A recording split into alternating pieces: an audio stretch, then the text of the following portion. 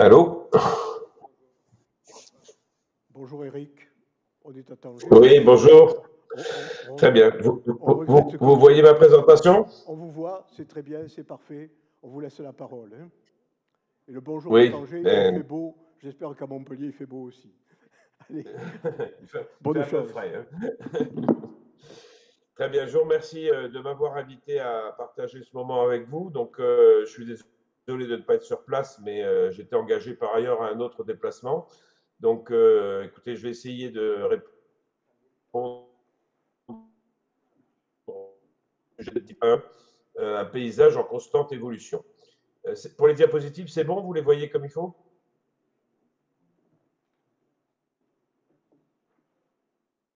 Allô? Oui, c'est bon? Oui, c'est bon pour les diapos, c'est bon. Très bien. Donc, je vous donne mes liens d'intérêt. Donc, le diabète de type 1 a fait l'objet de recommandations de l'American Diabetes Association et de l'EASD auquel j'ai participé ces dernières années. Et donc, il est rappelé que le but du traitement du diabète de type 1, c'est évidemment d'essayer de faire vivre les gens longtemps et dans la meilleure santé que possible. Et pour y parvenir, eh bien, il faut essayer de maintenir leur glycémie la plus proche de la cible normale. Hein, le DCCT avait déjà montré l'importance pour éviter les complications, mais aussi d'éviter les épisodes d'hypoglycémie et de prévenir les épisodes d'acidocétose, sans oublier de gérer les facteurs de risque cardiovasculaire et aussi et surtout peut-être de minimiser la charge psychosociale des patients diabétiques de type 1, puisque vous le savez, c'est une maladie extrêmement difficile à soigner, sans doute une des plus difficiles, compte tenu des facteurs innombrables qui influent sur la glycémie. Alors, les cibles glycémiques qui ont été fixées ne sont pas très originales, mais c'est toujours bon de les rappeler. Pour la plupart des patients diabétiques de type 1, eh bien, on visera une hémoglobine glyquée à moins de 7%, en sachant, et on y reviendra, que évidemment, c'est un objectif à individualiser, et notamment en fonction du risque hypoglycémique de ces patients. En termes de glycémie, ça veut dire en pratique qu'il faudrait qu'ils aient une glycémie à jeun et avant les repas entre 80 et 130 mg par décilitre et qu'ils ne dépassent pas, 1 ou 2 heures après les repas, 1,80 g. Je reviendrai sur les autres critères puisqu'ils sont liés en fait à la mesure continue du glucose. Malheureusement, au niveau mondial, là, ici nord-américain, eh bien, vous voyez qu'on est en faillite d'atteindre de cet objectif. Si on regarde les données du T1D Exchange, eh bien, on voit que beaucoup de patients n'atteignent pas les objectifs. Si on regarde ceux qui ont moins de 17 ans, moins de 18 ans, eh bien, vous voyez qu'on est entre 15 et 20% et 25% d'atteinte d'une cible là qui était moins ambitieuse à l'époque, qui était de 7,5% d'hémoglobine glyquée. Et pour les adultes, donc ceux de 18 ans et plus, eh bien, vous voyez que ça oscille entre 14% pour les adolescents et jeunes adultes jusqu'à 30% au maximum. Donc en Amérique du Nord, eh bien, l'atteinte de l'objectif pour le diabète de type 1 n'est pas là. Si on étend les choses à cette étude mondiale qui a été faite hors Amérique du Nord, cette s'appelle l'étude SAGE, qui avait été sponsorisée par Sanofi, qui avait recruté presque 4000 patients dans les différents continents, eh bien, vous voyez qu'on est guère meilleur, puisque globalement, il n'y a que 24% des types 1 à travers le monde qui atteignent la cible inférieure à 7%. Ceux qui sont un peu plus jeunes y arrivent mieux, 27,6%, mais les autres sont entre 20 et 23%. Et au total, 40% des patients avaient plus de 8% d'hémoglobine glyquée et 20% avaient même plus de 9%. Donc clairement, on est loin de l'atteinte des objectifs chez la grande majorité des patients diabétiques de type 1, ce qui n'est pas surprenant compte tenu de la difficulté à remplacer une insulinosécrétion qui a disparu.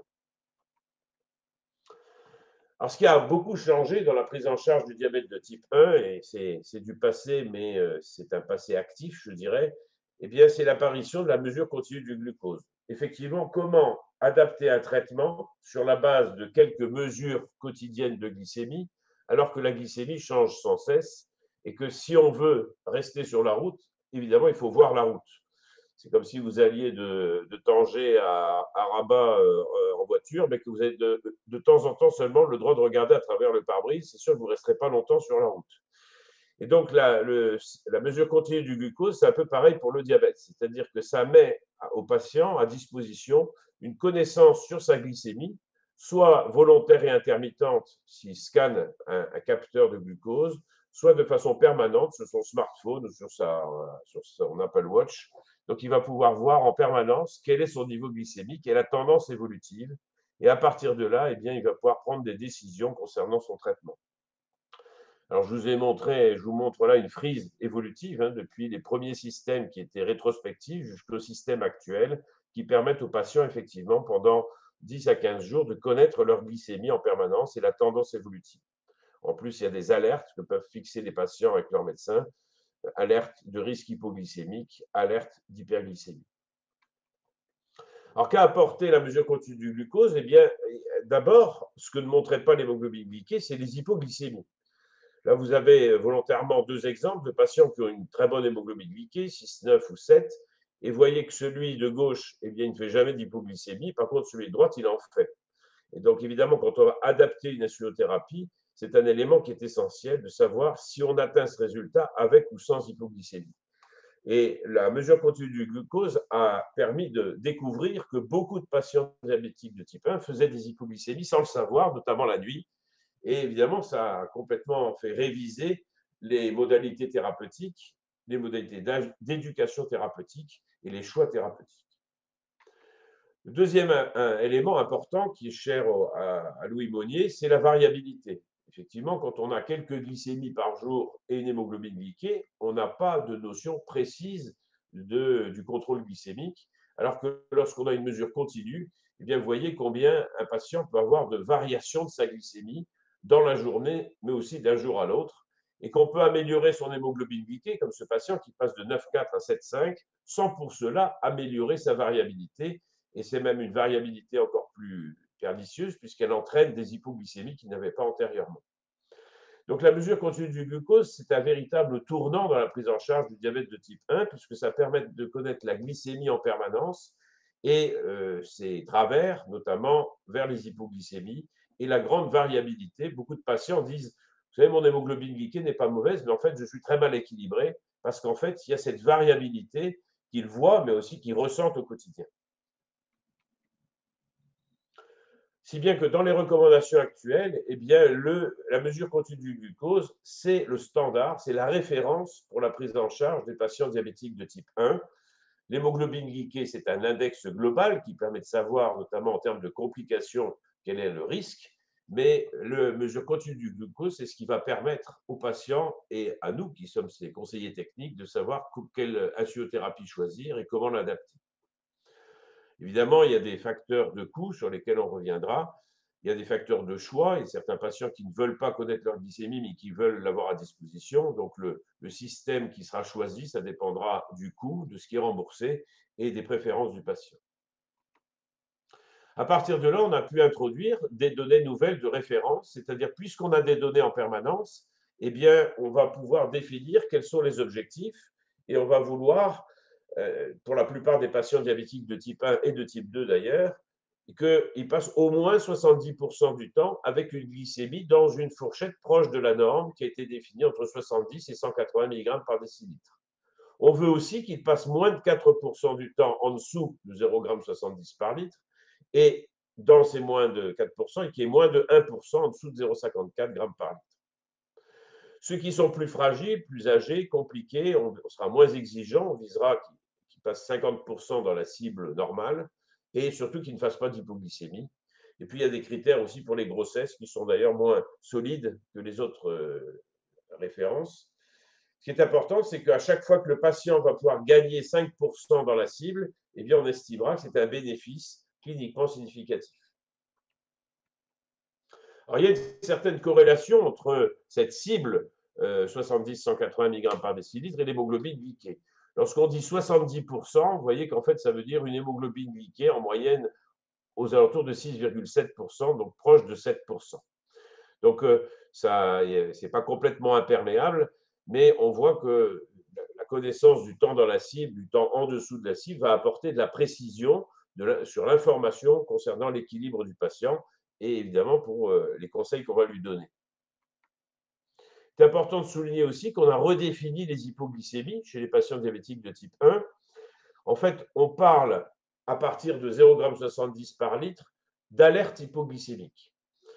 C'est-à-dire que la glycémie est trop basse, le patient peut avoir des symptômes, mais il n'y a pas de conséquences cérébrales à cette valeur hypoglycémique. Par contre, on sait, d'après des travaux qui ont été faits justement pour définir les seuils de toxicité cérébrale, eh bien qu'en dessous de 54, eh bien, il y a de fortes chances que ce patient va avoir des conséquences cérébrales de neuroglycopédie. Et donc, ce sont ces hypoglycémies qui sont cliniquement importantes, c'est celles qui sont en dessous de 54, où il va y avoir une souffrance cérébrale et au pire un risque de coma. Les hypoglycémies sévères ne sont pas définies par une valeur, mais par la nécessité de l'aide d'un tiers. Ça avait été défini à l'époque du DCCT. Donc, lorsque le patient ne peut pas se resucrer lui-même, eh c'est considéré comme une hypoglycémie sévère, quel que soit le niveau. Alors maintenant, lors des consultations de diabétologie du diabète de type 1, eh bien, on ne peut plus se passer de ce type de résumé. Donc, on va télécharger les données du CGM du patient et on va avoir, donc au moins sur 14 jours, mais si on veut, on peut sur des durées plus longues, on va avoir justement une photographie du contrôle glycémique de ce patient diabétique de type 1. Là, par exemple, vous avez l'exemple d'un patient qui est que 46% du temps entre 70 et 180 mg par décilitre, donc il est très en dessous des 70. Il passe beaucoup trop de temps en hyperglycémie, 44%, et aussi pas mal de temps en hypoglycémie, puisqu'il a 5% en dessous de 70 et 5% même, enfin même 10% en dessous de 70, dont 5% en dessous de 54. Et vous avez par ailleurs, donc bon, sur la droite, la glycémie moyenne, une estimation de l'hémoglobine glyquée. Alors, il faut bien comprendre que c'est une estimation d'après les données actuelles. Ça ne correspond pas à la glycémie qui est mesurée au laboratoire, qui, elle, va rendre compte de ce qui s'est passé au cours des 3 derniers mois. Mais ce qu'on appelle le GMI, le Glucose Management Indicator, ça dit quelle serait l'hémoglobine glyquée, quelle sera dans 3 mois son hémoglobine glyquée s'il maintient l'équilibre actuel que l'on a d'après les données téléchargées. Et puis, il y a un index de variabilité qui indique justement la notion de variation du glucose et de risque hypoglycémique. En principe, il ne faut pas dépasser 36%, et le patient est à 45%, donc il a une forte variabilité. L'image dessous vous confirme cette variabilité. On voit qu'on a une ligne moyenne en très plein, mais on a des nuages autour de cette ligne qui sont très larges, indiquant que ça varie beaucoup d'un jour à l'autre. Et on voit en particulier qu'il y a des hypoglycémies nocturnes. Alors, ça ne suffit pas pour prendre une décision thérapeutique, puisqu'il y a cette grande variabilité, et on peut voir dans le détail, au jour le jour, quelles sont les variations de la glycémie, et identifier si certains jours sont particulièrement variables ou associés à des hypo ou des hyperglycémies. Donc, la prise en charge en consultation du diabétique de type 1, aujourd'hui, c'est ça. C'est-à-dire qu'il faut qu'on ait une photographie de son contrôle glycémique actuel, récent, et puis l'hémoglobine glyquée qui donne une estimation du risque pour le futur. Donc ça, c'est pour le diagnostic, pour la photographie du patient qu'on a en face de soi. Et c'est vrai qu'on est assez démuni maintenant quand on n'a pas ces données, parce qu'on va avoir des données très, très partielles, très parcellaires, qui vont rendre la décision thérapeutique difficile. Alors le traitement du diabète de type 1, donc ça vous représente la physiologie. La physiologie, c'est que la glycémie est maintenue dans une zone qui est entre 0,70 g et 1,40 g par litre, c'est la ligne rouge. Et pourquoi? Eh bien parce que à chaque fois qu'on va prendre un repas, il va y avoir un pic d'insulinosécrétion qui va empêcher la montée glycémique au-delà de cette valeur. Donc, lorsqu'on va prendre en charge un diabétique de type 1, on va essayer de restaurer ce qu'il a perdu, c'est-à-dire ces pics bleus qui empêchent la ligne rouge d'aller vers l'hyperglycémie. Pour ça, donc, il faut couvrir des besoins de base, c'est-à-dire à distance des repas ou en postprandial tardif, et donc c'est ce qu'on va appeler l'insulinothérapie basale, et d'autre part, apporter de l'insuline au moment des repas pour faire en sorte qu'il y ait suffisamment d'insuline dans le sang pour que la glycémie ne monte pas trop haut. Donc, ça définit ce qu'on appelle le schéma d'insulinothérapie basale bolus.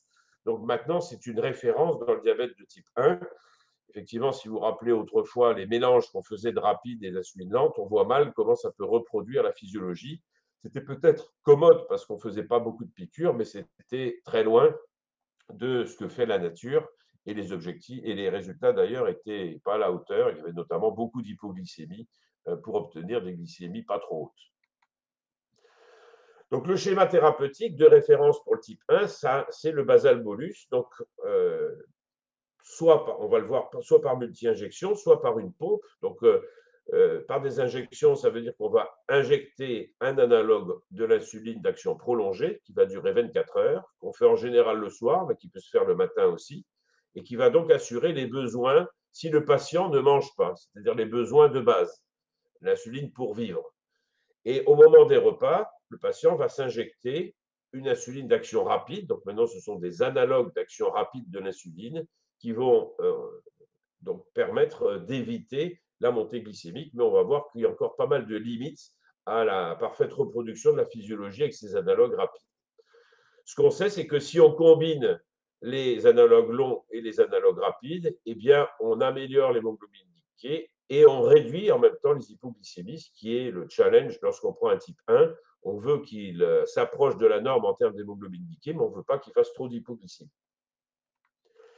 Alors, les analogues rapides, résumés sur cette diapositive, font mieux que l'insuline humaine ordinaire que l'on connaissait, hein, qui apparaît dans ces graphes sur la ligne marron. L'insuline montait tardivement et péniblement dans le sang et surtout restait trop élevée longtemps.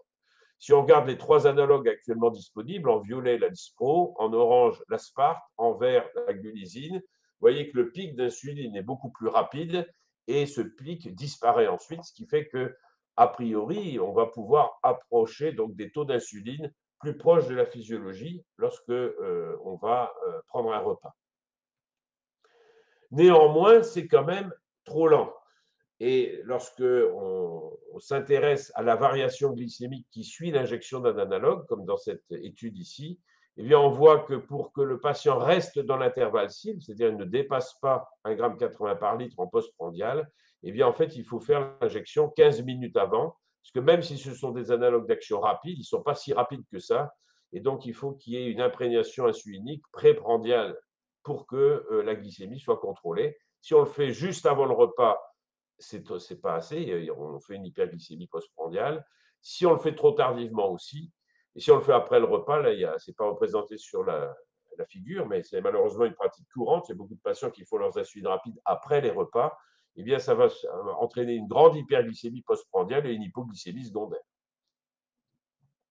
Donc, ça reste une insuffisance pour bien couvrir les repas chez les types 1. Alors, il y a des progrès en cours. Donc, depuis quelques années, on a des analogues dits ultra rapides. Le premier qui est apparu, c'est ce qu'on appelle la Faster Aspart, la FIASP. Donc, c'est une insuline qui va être combinée avec des agents qui vont favoriser son absorption plus rapide. Or, on le voit là sur la tranche orange. On voit que lorsqu'on utilise cette FIASP par rapport à l'Aspart, eh bien, ça passe plus vite dans le sang. Malheureusement, ça reste à peu près autant. Donc, ça permet bien sûr de réduire les hyperglycémies postprandiales dans le diabète de type 1. Malheureusement, ça ne fait guère des choses sur l'hémoglobine glyquée, puisque l'hémoglobine glyquée, bien sûr, c'est la résultante de l'insuline rapide et de l'insuline lente. Et c'est un peu décevant de ce côté-là, c'est-à-dire que ça marche mieux dans les suites immédiates et les patients peuvent s'injecter juste avant le repas. Mais par contre, en termes d'hémoglobine glyquée, il n'y a pas de différence. C'est la même chose pour l'autre analogue ultra rapide, qui est la ultra rapide Lispro, hein, vous voyez, qui est combinée, où on combine la Lispro, qui est un analogue rapide de l'insuline, avec des produits qui favorisent la perméabilité vasculaire et donc l'absorption. Alors, on voit qu'on arrive à avoir une action hypoglycémiante plus rapide, mais globalement, il n'y a pas de différence énorme. On améliore le postprandial, mais on n'améliore pas l'air sous la courbe. Donc, c'est une des limites de ces analogues ultra rapides. Donc, on n'est pas encore assez rapide. C'est vraiment ce qui manque pour la prise en charge des repas dans le type 1. Et donc, il faut toujours rappeler aux patients de faire l'injection avant les repas, si possible 10 à 15 minutes, si on veut réduire au maximum l'hyperglycémie postprandiale. Pour les analogues lents, eh bien, il y en a deux majeurs actuellement, c'est la glargine 300 et la Degludec. La glargine 300, ici, vous est comparée à la glargine 100, qui est la Lantus, hein, qu'on connaissait, maintenant c'est la Toujeo. Donc, vous voyez que le profil en vert olive là, est plus plat que le profil en bleu. Et donc, effectivement, c'est une insuline lente qui est absorbée de façon plus étalée, qui va avoir une action plus étalée sur 24 heures et qui s'accompagne donc d'une moindre variabilité. Pour la dégludex, c'est un peu la même chose. Ça ne fait pas de différence sur l'hémoglobine glyquée, mais par contre, ça va permettre d'atteindre des niveaux d'hémoglobine glyquée avec moins d'hypoglycémie, notamment la nuit, parce que ces nouveaux analogues dits de deuxième génération d'action prolongée vont avoir une action plus plate. Donc, il n'y aura plus de pics, comme on avait encore dans la première génération, comme la détémir ou l'argile 100. Et donc, on va réussir à avoir une couverture de basale plus plate qu'avec la première génération d'analogues lents. Alors ça, c'est pour les multi-injections. Les multi-injections, donc c'est la combinaison d'analogues lents et d'analogues rapides. Il y a une autre façon de faire du basal bolus, c'est de dire, bien, puisque en fait, il faut assurer une couverture basale, eh bien, on peut mettre l'insuline rapide seulement, cette fois-ci, mais on va la perfuser en permanence. Alors, pas par voie intraveineuse, mais par voie sous-cutanée, au moyen d'un petit perfuseur vous est représenté. Là, vous avez différents exemples. Maintenant, alors, historiquement, c'était un boîtier dans lequel on mettait une cartouche d'insuline rapide. Et vous voyez que vous avez un cathéter qui va perfuser l'insuline sous la peau, qu'il faut changer tous les 3 jours. Maintenant, on a ce qu'on appelle des pods, c'est ce qui apparaît en bas de la diapositive, c'est-à-dire que vous avez l'insuline qui est mise dans une pompe jetable et c'est une petite canule qui va sortir directement de la pompe qui va perfuser l'insuline. Donc, ça a beaucoup de succès actuellement. Alors, les pompes à insuline se développent parce qu'elles sont commodes, puisqu'on va évidemment se piquer que tous les 3 jours, et ça va permettre justement de moduler l'apport de base d'insuline, ce que ne peut pas faire un analogue lent. Lorsqu'on injecte de la dégludec ou de la Gargine 300, on est parti pour 24 heures, on ne peut pas la retirer. Alors qu'avec une pompe, on peut changer le débit, et donc on peut modifier l'apport d'insuline au cours des 24 heures. Alors, les bonnes indications, c'est des cas comme ça, c'est quand vous avez une forte variabilité basale. Parce que quand on a une forte variabilité basale, même si on prend le meilleur analogue d'action prolongée, eh bien, on n'arrive pas à couvrir les besoins à certaines tranches de la journée et à d'autres. Donc, les patients qui ont une variabilité basale, eh bien, avec les analogues lents, sous injection, sont de bonnes indications de pompe. Après, il y a des patients qui préfèrent les pompes pour des raisons de confort, c'est une autre question, mais sur le plan médical pur, c'est vrai qu'un patient chez qui on n'arrive pas à stabiliser la glycémie avec les analogues lents, les pompes apportent un bénéfice. Et ça se comprend, puisque comme on le montre sur cette diapo, eh bien, on peut changer le débit de base par tranche horaire. Et donc, lorsque le patient va avoir besoin de plus d'insuline, par exemple sur la fin de nuit, eh bien, on peut accélérer le débit de la pompe. Si par contre, il a besoin de baisser les besoins parce qu'il va faire du sport ou parce que c'est une période de la journée où il a besoin de moins d'insuline, eh bien, la pompe automatiquement baissera le niveau de perfusion. Pour les repas, il n'y a pas de grande différence puisqu'on utilise dans les pompes les analogues d'action rapide. Donc, les règles des bolus pour couvrir les repas sont les mêmes que pour les injections d'insuline rapide. Il faut les faire avant les repas et on a toujours une imperfection d'action par rapport à ce que fait la physiologie. En tout cas, les pompes ont montré qu'elles permettaient d'obtenir des niveaux d'hémoglobine glyquée avec moins d'hypoglycémie, moins de variabilité dans la journée et moins de variabilité d'un jour à l'autre. Et puis après, il y a le côté préférence du patient qui intervient, et ça, on y reviendra sans arrêt. Si vous lisez toutes les recommandations du type 1, on a beaucoup insisté là-dessus. Ce qui compte, c'est l'avis du patient. C'est un traitement lourd à faire au quotidien. Et donc, l'avis du patient est essentiel. C'est vraiment un traitement centré sur le patient. Alors, les pompes ne sont pas miraculeuses. Si on regarde cette étude qui a été publiée il y a quelques années du bénéfice que l'on obtient avec un traitement par pompe sans mesure continue du glucose, par rapport à des multi-injections avec mesure continue du glucose ou alors avec une pompe et une mesure continue du glucose, eh bien, vous voyez que ce qui fait la différence, c'est plus le fait de connaître sa glycémie en permanence que le fait d'avoir une pompe. Si vous regardez les histogrammes noirs, certes, sous pompe, ça diminue. On passe de 8,4 à 7,9 en un an. Mais si vous avez des multi-injections et une mesure continue du glucose, vous arrivez même à un meilleur résultat, puisque vous arrivez à 7,2 d'hémoglobine glyquée, un résultat qui est à peu près similaire à celui de la pompe et de la mesure continue du glucose. Donc actuellement, dans la prise en charge du type 1, si on en a un patient qui a des difficultés, il vaut mieux d'abord lui prescrire une mesure continue du glucose et ensuite, si besoin, de lui mettre une pompe. Mais s'il a une bonne vision de sa glycémie et des insulines d'action longue ou rapide qui sont fiables, qui sont reproductibles, eh bien, il peut avoir des résultats aussi bien qu'avec une pompe. Après, c'est une question de choix personnel de préférer les multi-injections ou une pompe. L'intérêt de la mesure continue, bien sûr, c'est que, bien sûr, ça donne des renseignements quand on voit le patient, mais surtout, ça lui donne des renseignements au quotidien.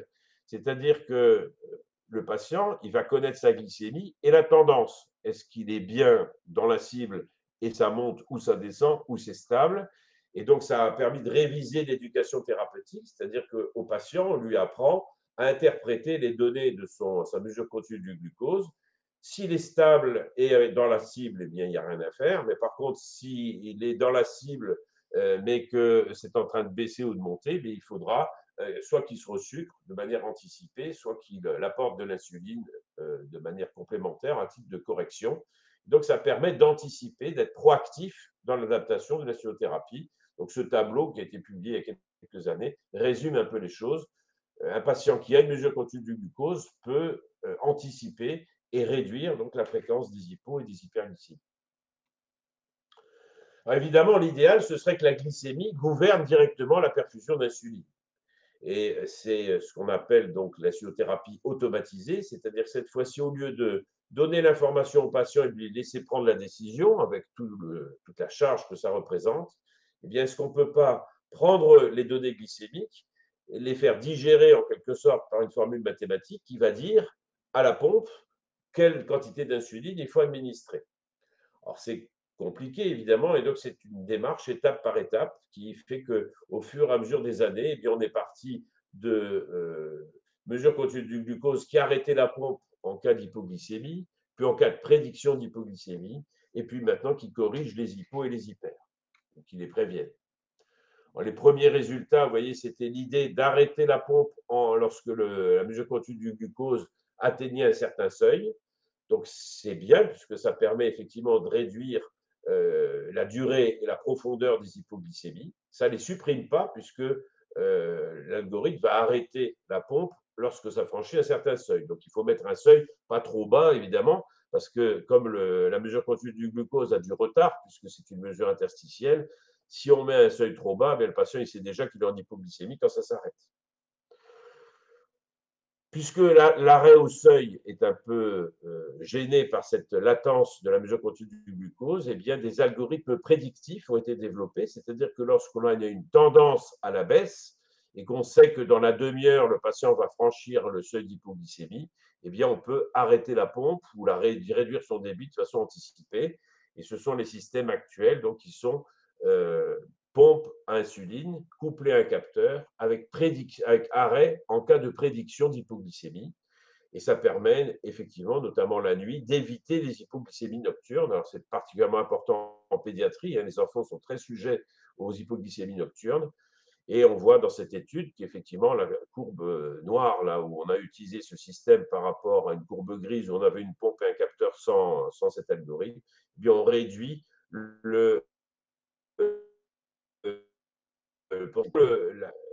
conséquence, c'est qu'on va élever la glycémie moyenne et c'est pour ça que ça traite, ça protège vis-à-vis des hypoglycémies, mais ça n'améliore pas obligatoirement le niveau d'hémoglobine glyquée.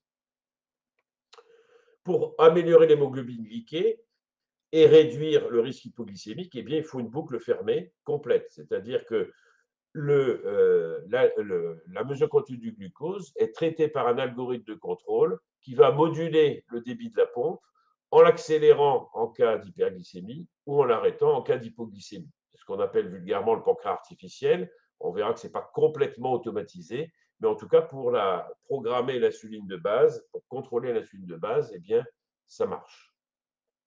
Alors, on est rentré dans le futur depuis quelques années, puisque maintenant, on a effectivement des pompes qui sont couplées à des capteurs avec des algorithmes, soit des algorithmes à bord du système, comme dans le système Medtronic 780 ou le Tandem Control IQ.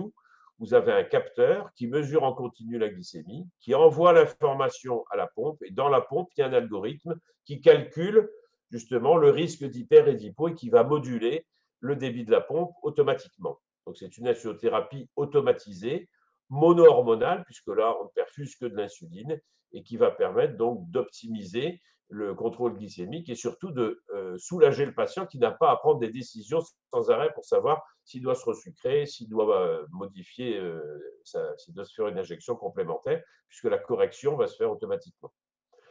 Les deux autres systèmes, Diabeloop et Cambia, ce sont des applications, enfin, c'est contenu dans soit Cambia, c'est une application sur smartphone, Diabeloop, c'est un terminal qui héberge l'algorithme, qui reçoit les données du capteur et qui programme la pompe.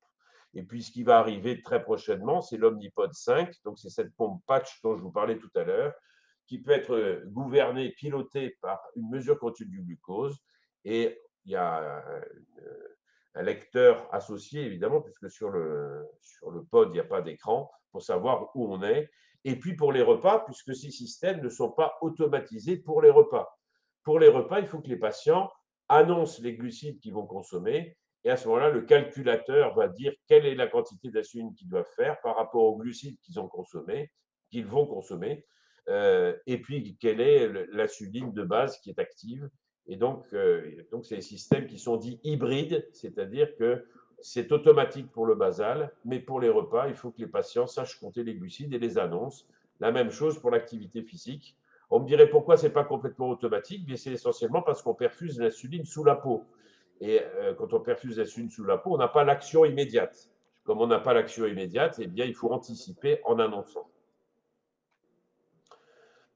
Voilà, donc le principe vous est illustré ici. Vous avez en fait la courbe violette qui est la courbe de glycémie et vous avez ces petits rectangles verts là, qui indiquent donc les petits bolus qu'envoie la pompe, soit en les augmentant, soit en les diminuant, selon les variations de la glycémie. Au moment des repas, il faut que les patients s'envoient un bolus qui est calculé par un calculateur, mais qu'ils annoncent les glucides. Et vous avez des systèmes de sécurité, notamment vis-à-vis des hypoglycémies, qui vont pouvoir arrêter la pompe, le débit de la pompe en cas d'hypoglycémie. Alors, ça ne marche pas toujours. Sur la droite, vous voyez que la chute est tellement rapide que, eh bien, on ne peut pas empêcher l'hypoglycémie. Mais par contre, le système va annoncer au patient qu'il ne peut plus rien faire et que c'est au patient de se resucrer. Donc, il y a quand même des alertes de sécurité. Alors, ça donne ce genre de choses-là. Donc, on télécharge non seulement les données de mesure continue, mais ce que la pompe a envoyé d'insuline. Donc, évidemment, si le patient est dans la zone verte, là, c'est très bien. Vous voyez que de temps en temps, eh bien, les annonces de glucides n'ont sûrement pas dû être très bonnes, puisque on a des hyperglycémies. Et donc, les histogrammes turquoise, c'est ce que le volume a fait administrer, et les petits cystogrammes bleu marine, c'est lorsqu'il y a eu un complément qui a été donné par le système parce qu'on était en hyperglycémie. L'intérêt, bien sûr, c'est que si le patient se trompe dans son annonce de glucides, eh bien, il va y avoir une correction automatique, il va revenir en normoglycémie au repas suivant. Et puis, vous comprenez que ça marche très bien la nuit, puisque la nuit, on ne mange pas en général, et que donc, on va se lever pratiquement tous les matins avec une glycémie normale. Et ça permet, vous voyez, d'atteindre des temps dans la cible, vous voyez, plus de 80% de temps dans la cible la nuit, le matin. Dans la journée, ça s'effiloche parce que ça va dépendre évidemment de la qualité d'information sur les glucides consommés et les activités physiques. Ça, c'est un autre système, Medtronic, qui donne à peu près la même chose. Donc, l'ensemble des études qui ont été faites avec ces systèmes montrent qu'on est face à des systèmes qui sont très efficaces, puisqu'on va gagner 10% du temps passé dans la cible. Et pourtant, c'était déjà des patients qui n'étaient pas si mauvais que ça, puisqu'ils avaient entre 7,4 et 8,3, c'est pas terrible, mais ceux qui étaient dans les 7% d'hémoglobine glyquée. Et ils gagnent quand même 10% du temps dans la cible en moyenne. Et surtout, ils réduisent de moitié le temps passé en hypoglycémie.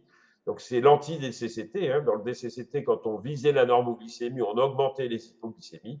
Là, on améliore le temps passé dans la norme et on réduit le temps passé en hypoglycémie. Si on rajoute ça, puisque pour revenir à l'efficience, effectivement, il faut l'avis du patient. Les patients sont évidemment très emballés par ces systèmes. Il y en a très, très peu qui abandonnent, à condition d'être prééduqués. Il faut que les patients sachent que ce sont des systèmes hybrides, il faut qu'ils sachent compter les glucides, il faut qu'ils sachent maîtriser le système. Mais s'ils ont satisfait à cette éducation thérapeutique, ils ne veulent plus revenir en arrière puisqu'ils sont très soulagés de beaucoup de décisions qu'ils devaient prendre avant d'avoir un système automatisé. Alors, c'est valable chez les adultes, mais chez les enfants aussi. Là, vous avez l'exemple d'une étude qui a été faite, coordonnée par Montpellier, donc chez des enfants qui ont adopté ce type de système. On leur a mis au départ la boucle fermée que la nuit ou 24 heures sur 24, c'était randomisé, contrôlé. Vous voyez qu'en mettant même que la nuit, eh bien, on passait de 55 à 64% du temps dans la cible. Ceux qui l'avaient 24 heures sur 24 passaient de 52,9 à 67,3. Et lorsqu'ils sont tous passés 24 heures sur 24 en boucle fermée, eh bien, ils se sont tous retrouvés à presque 70% dans la cible. Alors que les enfants ont des glycémies extrêmement variables. Et ce qui est surtout impressionnant pour les parents, c'est que la glycémie est normale la nuit, et donc ils n'ont plus cette crainte de voir leur enfant faire des hypoglycémies et des convulsions la nuit. Donc pour la pédiatrie, c'est vraiment une révolution absolue dans la chimiothérapie. Voilà, donc on a différents modes de traitement pour le diabète de type 1, soit des traitements par multi-injection, avec comme référence les analogues. Et lorsqu'on fait des multi-injections sous analogues lents et rapides, eh bien, on est plus flexible, notamment grâce aux analogues rapides. On a moins de risque hypoglycémique, mais ça coûte plus cher. Si on utilise les anciens schémas, eh bien, on va augmenter le risque hypoglycémique et il y a moins de flexibilité, et certes, ça coûte moins cher. Si on utilise des systèmes de perfusion continue, eh bien, l'idéal, c'est d'avoir cette boucle fermée dont je viens de vous parler, qui permet une flexibilité optimale, très peu d'hypo, mais qui coûte très cher, beaucoup plus cher, et sinon des systèmes dégradés qui peuvent être le choix du patient, mais qui sont moins efficaces. 2 minutes, Voilà. Monsieur Eric Renard. Oui. 1 minute. Voilà. Voilà, C'est ma conclusion. Donc, ma conclusion, c'est que vous avez compris que ce qui compte avant tout, eh bien, c'est l'individualisation des traitements. Il faut définir le plan de traitement avec le patient. Il faut prendre en compte son comportement, utiliser l'éducation thérapeutique sur le plan nutritionnel, sur le plan de la gestion de l'activité physique, lui faire arrêter de fumer s'il fume, et puis définir avec lui des cibles d'hémoglobine piquée, et puis maintenant de temps dans la cible. Et ce qui est vrai aujourd'hui pour un patient n'est pas obligatoirement vrai demain. Donc ça rejoint ce que vous disiez, Louis Monnier, en introduction. C'est vraiment centré sur le patient. C'est une individualisation du traitement. On sait quels sont les objectifs que l'on cherche, mais il faudra bien sûr les ajuster au patient et chez le même patient au fil du temps en fonction de ses activités et de ses souhaits. Voilà, je vous remercie beaucoup pour votre attention. Merci beaucoup.